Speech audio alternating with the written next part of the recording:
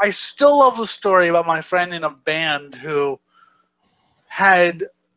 he was in Canada. He was one of my friends from California, but he was touring Canada, and he went. He knew these guys, and they put him up in a house. He's in a shitty little punk band or whatever. Well, I say shitty in the most flattering context because I actually thought his band was pretty good.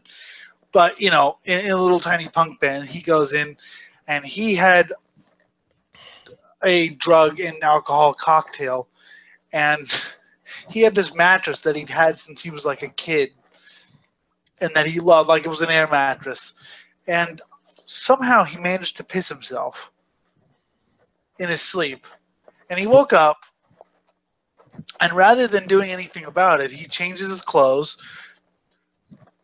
drags his mattress out, and just leaves it, and then by this time it's like 5:30 in the morning. He goes downstairs, and the two guys who own the house are just awake because they're fucking like speed freaks or whatever, watching kids cartoons. They're like, "Oh, what are you doing up so early?" And he's like, "Oh, I'm just up here." And they're like, "Oh, you want to?" So he ended up watching cartoons, and finally, like 7 hours later, the band wakes up. I'm like, dude, where's your mattress? I don't know, because he managed to piss himself drunk. So, and did you ever decide which restaurant was better though? No, I did not.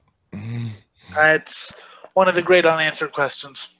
Yes. I hate that story, and I'll tell you why I hate it. Because every time you tell it, I get a hankering for orange juice. Yes, orange juice, the breakfast of champions. And I don't have any. Well, or even not. And I don't have any sort of fruit juice or anything. I only have Rockstar. Now, here's the big question: pulpy or non-pulpy? They were both pulpy. No, I mean, which one do you prefer? Oh, I prefer not. Just Yeah, because, it goes down smoother and makes better, like screwdrivers, which was the drink of choice while I was eating acid. Spelled with a K, of course. I'm not only am I tripping, but I'm going to trip harder because of the orange juice, that fucking urban myth. And on top of it all, I'm getting drunk because of the vodka. This is great shit. Speaking of vodka, my most infamous party trick. Go. Oh, God, yes. My most infamous party trick back in the day, just to prove how hardcore I was, because I was a fucking youngling idiot, just turned 21, was we would buy the fucking cheap shit because we were fucking kids. We didn't start developing taste till like later on. So my brand of choice was Vladimir vodka, as it was the cheapest. So I get a half gallon of fucking Vladimir vodka, fill a beer bong to the brim with the whole entire thing, and down it in 8 seconds or less. Sometimes I would just sit there wavering on, bam, and my head would hit the makeshift table in my attic, and I'd just be passed out. Other times, usually when I was tripping, I would survive and party the night away and just, drink more beer to keep the fucking buzz going while going, ah! And my one friend, who shall always remain nameless, through all this, me doing this several times at my parties, he gets the idea when I did it at Dave's parties to do a beer bong filled to the brim with an entire fifth of Goldenschlager. Oh, God. Oh, yeah.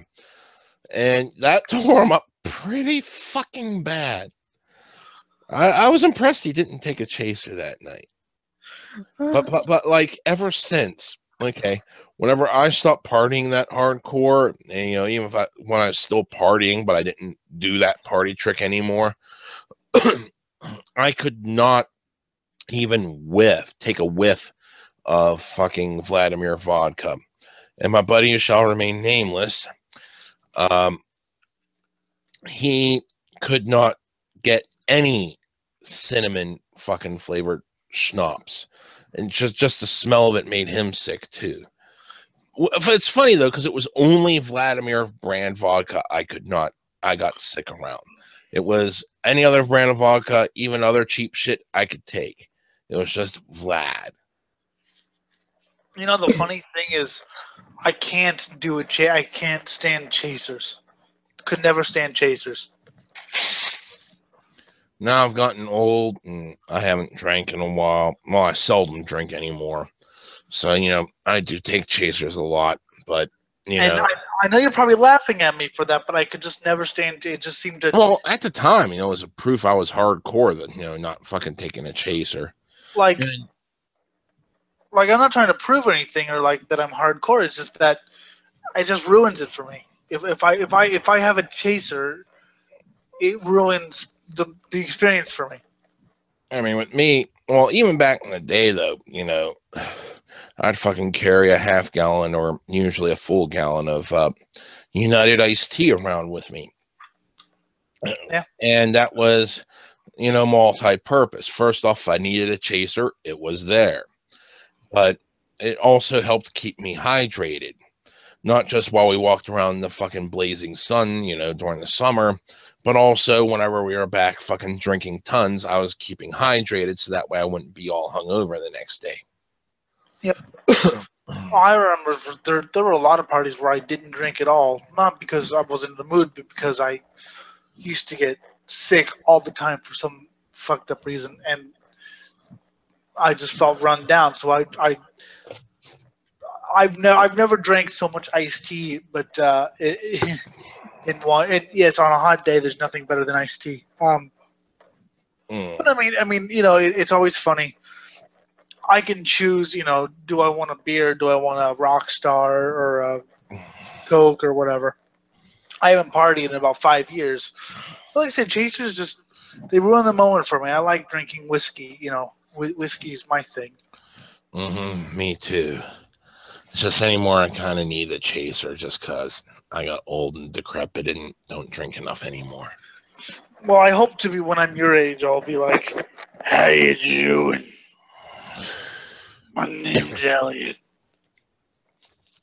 I'm a blind fucker and I fuck pigs. Give me some beer and whiskey. Give me some beer and whiskey." A Boilermaker. Oh God! I've learned there's an old rhyme: liquor before beer, never fear. Beer before liquor, throw up quicker. Yeah, something like that. And I just remembered a really good story. Well, really quick, I demonstrated that's true by drinking beers and being all well and good, but when I took a glass, not shots. Those like little glasses. They're round and they're quite substantial round, but they're not that deep. Mm-hmm. I did a full glass of tequila. Oh God, there's another story coming to mind, but let me finish this one. Okay, and 6 beers, and then I puked. Oh, lovely. Tell some drug stories. Those are always fun. Drug stories. Oh fuck. Okay, this is all in one party. And I was fucking tripping my ass off at the time. And my one buddy said, "Hey, we're going to have like a fucking field party like in the old days."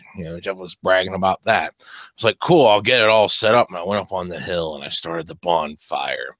And I was tripping my balls off all alone. I was fucking doing, spiritual dances. Literally, I felt like a spiritual connection to all of nature. And I had to look like the biggest fucking barbarian ever just dancing around the fire. About an hour later, someone comes up and says, "Jim, what the fuck you doing here? The party's down at Jeff's house." So we fucking, put out the fire, go down to Jeff's house, and I'm all fucking tripping. And Jeff's there looking at me like, "Dude, how long were you up there?" From the moment you said you were going to have a field party, I went up there and stirred. It's like, dude, that was about an hour ago. What the fuck, man? I can't even understand. I don't know what the fuck went through your mind. I don't even want to know what the fuck went through your mind tripping alone with the fucking bonfire and shit. Oh my God. Because he heard about the bonfire from the other kid that came to fetch me.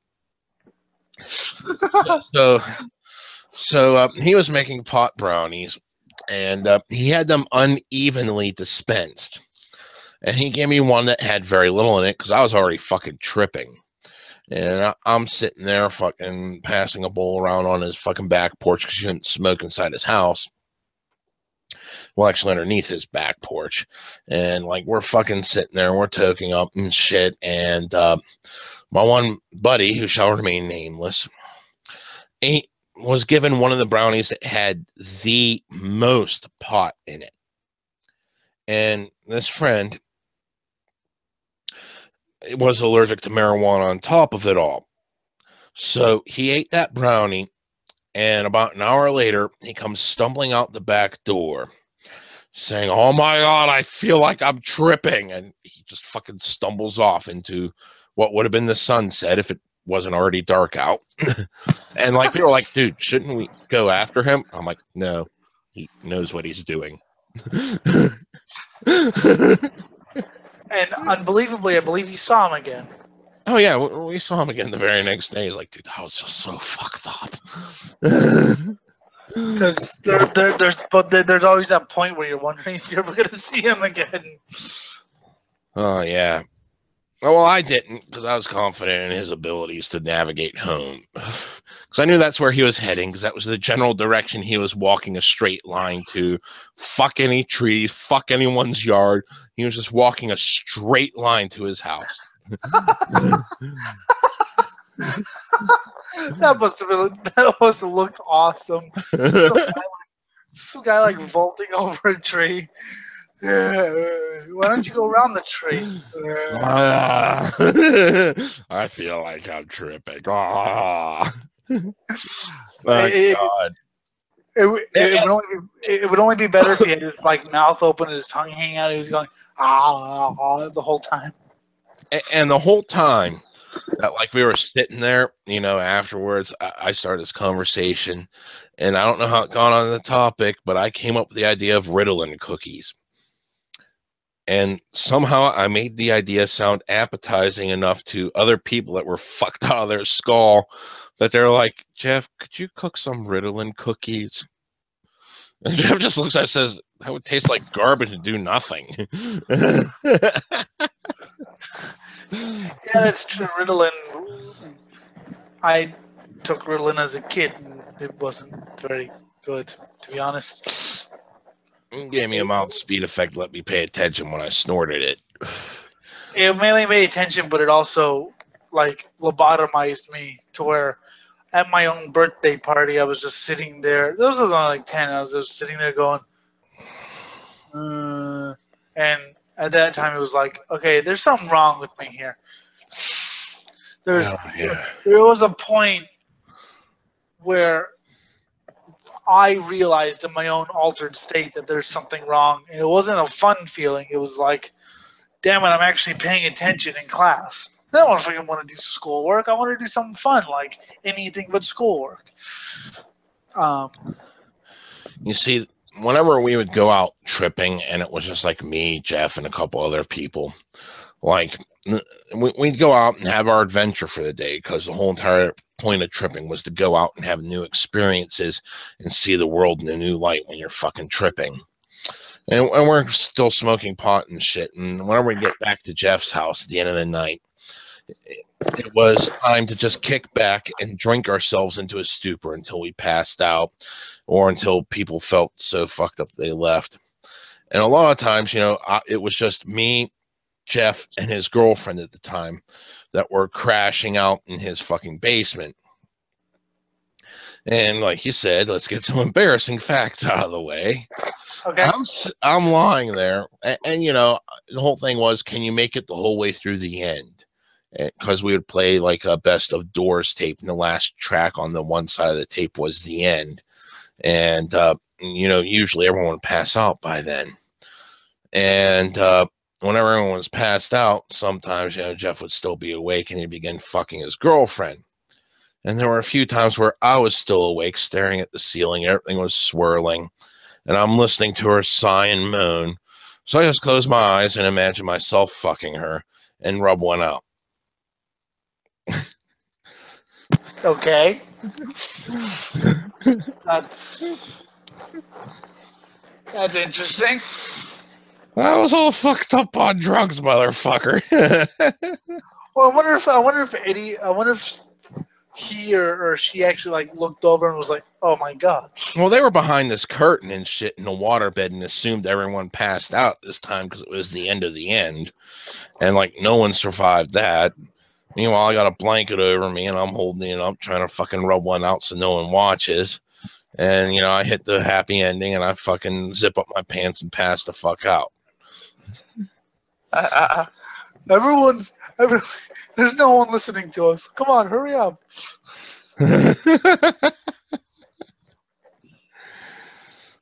Oh, fuck. This is antisocial behavior. Well, most of the time I would imagine I was fucking his girlfriend, even though I never knew what she looked like naked.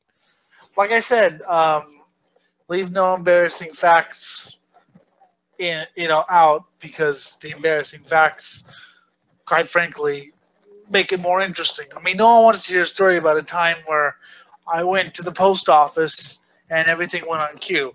They want to hear the time where I went to the post office and my pants ripped, or whatever that not that that actually happened, but you know. So yes, keep all embarrassing facts in the story. Oh yeah, Your your most your your definitely. your goal here is basically humiliate yourself.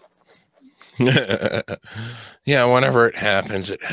Trust Uh, me. One of my favorite stories, and I've told this story on your behalf. I didn't take credit for it, but I've told it. You're kind of a legend in some of the circles I hang out with, because you appear on my show, and because some of my friends are legitimately afraid of you. That's good.